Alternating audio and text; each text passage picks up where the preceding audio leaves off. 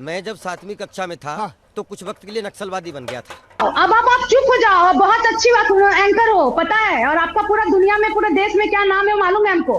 समस्त देशवासियों को जब पता लग ही गया है कि तुलसी वापस आ रही है। हैसियत क्या है? आप टैक्स भरते हैं, टैक्स भरने के बाद अपना हक मांगते हैं तो आपको दिमागी नक्सल बोल दिया जाता है और न्यूज चैनल के ऊपर बैठी हुई एंकर आपको दो कौड़ी का बोल देती है। दरअसल प्रधानमंत्री नरेंद्र मोदी ने 15 अगस्त के दिन लाल किले से देश को संबोधित करते हुए एक नाम को इजाद किया है, वो नाम है दिमागी नक्सल। और उसके बाद से ही इस बात को लेकर बवाल मचा हुआ है कि प्रधानमंत्री नरेंद्र मोदी दिमागी नक्सल किसको बोल रहे हैं। हथियारी नक्सल तो गए, लेकिन दिमागी नक्सल, ये दिमागी नक्सल मौके की तलाश में है। प्रधानमंत्री जी के हिसाब से दिमागी नक्सली कौन है जो इस देश में प्रश्न उठाने की हिम्मत करता है? प्रधानमंत्री जी के हिसाब से वो दिमागी नक्सली है जो सड़ी गली व्यवस्था को बदलना चाहता है, जो अच्छे सरकारी स्कूल चाहता है, जो अच्छे सरकारी अस्पताल चाहता है, जो बिजली चाहता है, पानी चाहता है, सीवर चाहता है, ड्रेनेज चाहता है, अच्छी व्यवस्था चाहता है, भ्रष्टाचार मुक्त भारत का सपना देखता है, वो प्रधानमंत्री जी के हिसाब से दिमागी नक्सली है। सोशल मीडिया के ऊपर चल रहा टीचर बच्चों को कम पैसे में पढ़ाते हैं और न्यूज चैनल के ऊपर बैठी हुई एंकर टीचर को दो कौड़ी का बोल देती है।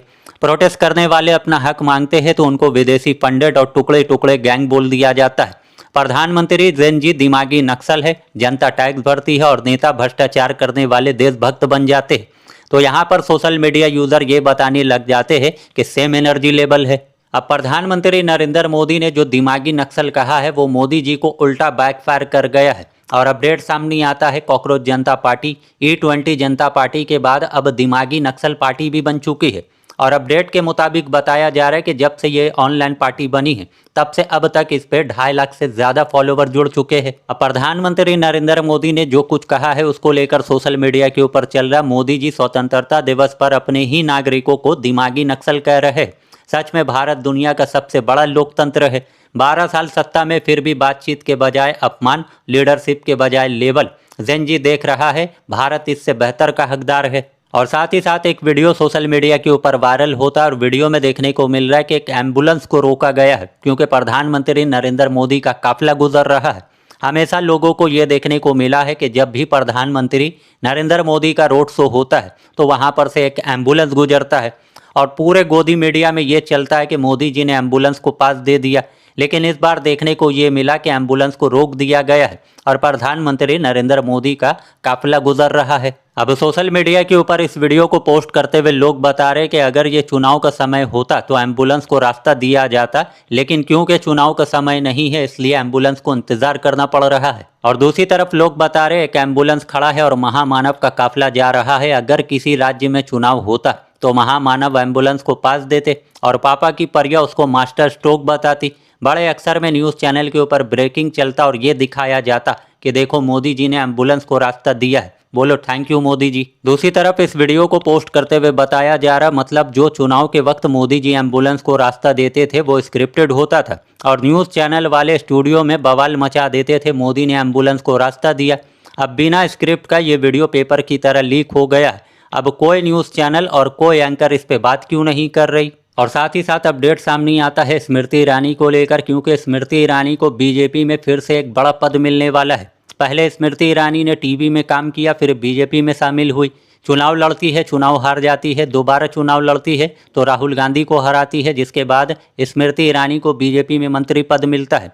2024 में कांग्रेस के कार्यकर्ता किशोरी लाल से चुनाव हार जाती है, जिसके बाद स्मृति ईरानी का बीजेपी से मंत्री पद छीन लिया जाता है और उसके बाद स्मृति ईरानी फिर से टीवी पे वापस चली जाती है। समस्त देशवासियों को जब पता लग ही गया है कि तुलसी वापस आ रही है तो सोचा आप लोगों को नया इंट्रो गाना सुना दूं। तो चुनाव हारने के बाद स्मृति ईरानी फिर से टीवी पे वापस चली जाती है, लेकिन अब अपडेट सामने आता है कि स्मृति ईरानी को बीजेपी में नेशनल जनरल सेक्रेटरी अपॉइंट किया गया है। अब इस खबर को लेकर सोशल मीडिया के ऊपर चल रहा बहुत दिनों से एलपीजी सिलेंडर का प्रोटेस्ट नहीं देखा है, लगता है जल्द ही एक गैस सिलेंडर का प्रोटेस्ट देखने को मिल सकता है। I am waiting for you, welcome to BJP madam. और दूसरी तरफ लोग बता रहे अब गैस सिलेंडर फिर से 450 रुपए में मिलेगा। स्मृति ईरानी इस बैक बहुत दिन बेरोजगार रहने के बाद बीजेपी में मैडम को शामिल किया गया है। अब एलपीजी की कोई दिक्कत नहीं होगी, बिना बुक किए ही आपके घर पे फटाक से डिलीवर हो जाएगा। और साथ ही साथ इस अपडेट को देखिए बताया जा रहा मैडम चित्रा त्रिपाठी जी, आपके तेवर देखकर ऐसा लगता है जैसे आप विपक्षी पैनलिस्टों को अपने घर का राशन खिला रही। इतना घमंड और गुरूर अच्छा नहीं होता है। दरअसल कंचना यादव ने चित्रा त्रिपाठी के ऊपर आरोप लगाया कि चित्रा त्रिपाठी विपक्षी पैनलिस्टों को बोलने नहीं देती है। उनको जवाब तो चाहिए होता है, लेकिन जब वो जवाब देने के लिए जाती है तो उनको बार बार टोक दिया जाता है और इसी के वजह से कंचना यादव ने डिबेट छोड़ दिया। और उसके बाद अब इस डिबेट का ये वीडियो क्लिप सामने आया है जहां जेएमएम की प्रवक्ता ने चित्रा त्रिपाठी का क्लास लगा दिया। कंचना यादव जी से संपर्क टूट गया है, शायद वो चले गई हैं। अच्छा, जब मैंने सवाल पूछा कि नेताजी हैप्पी बर्थडे टू यू तो कर रहे हैं, सरकार पर दबाव क्यों नहीं डालते, तो फौरन उन्होंने मतलब जाना सही समझा। और आप जवाबों से नहीं भाग सकते नीलम मिश्रा जी। अब देख तू, अब तू गया बेटा। अगर सिर्फ सवाल सुनना है तो बोलिए, चुपचाप बैठ जाएंगे। और इसीलिए कंचना जी चली गई। बोलने का मौका दीजिए, तभी तो चीजों को क्लियर कर पाइएगा। Good question, you are a good question. आपने पूछा आप क्या दिखाना चाहती हैं, मैंने आपको जवाब दिया, मैं कटीले तार दिखाना चाहती हूँ। कोई सेंसेस बात नहीं। आप ही ने पूछा ना। चुप हो जाओ। अब आप चुप हो जाओ। आप बहुत अच्छी बात एंकर हो, पता है, और आपका पूरा दुनिया में, पूरे देश में क्या नाम है मालूम है हमको। ये वहाँ दीजिएगा, ये यहाँ पर नहीं चलेगा नीलम मिश्रा जी। डिबेट नहीं करने आता है ना तो ये महादंगल बोल करके स्टार्ट मत कीजिए। क्वेश्चन पूछ करके बोलने का मौका दीजिए। अरे आप तब से बोल ही रही हैं। तो आप तो चुप रहिए ना।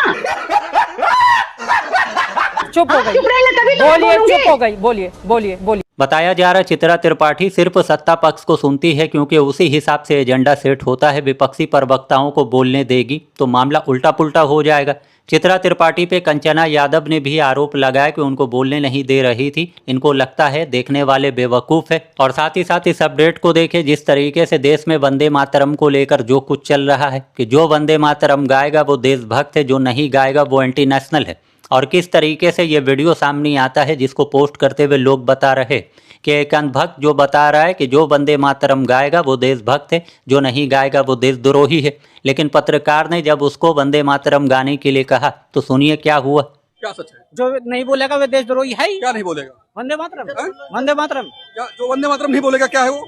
देशद्रोही है। देशद्रोही है। हाँ बिल्कुल। तो नहीं बोलेगा? बिल्कुल। आपको लगता है? हाँ बिल्कुल। तो वंदे मातरम बोलना चाहिए। बिल्कुल बोलना चाहिए। तो आप चलिए आप बता दीजिए, आप गा दीजिए वंदे मातरम, 4 लाइनें गा दीजिए वंदे मातरम की। मेरे याद नहीं है। अभी मैं गाली नहीं दे सकता। नहीं, गाली नहीं देना। अब फैमिली देखती है, वरना मैं ऐसे गाली दूं, ऐसे गाली दूं ना। और उसके बाद अपडेट सामने आता है उत्तर प्रदेश लखनऊ से। बताया जा रहा है जयप्रकाश नारायण सर्वोदया स्कूल में टीचर की कमी को लेकर हजारों की तादाद में जैन अल्फा सड़कों के ऊपर उतर गए।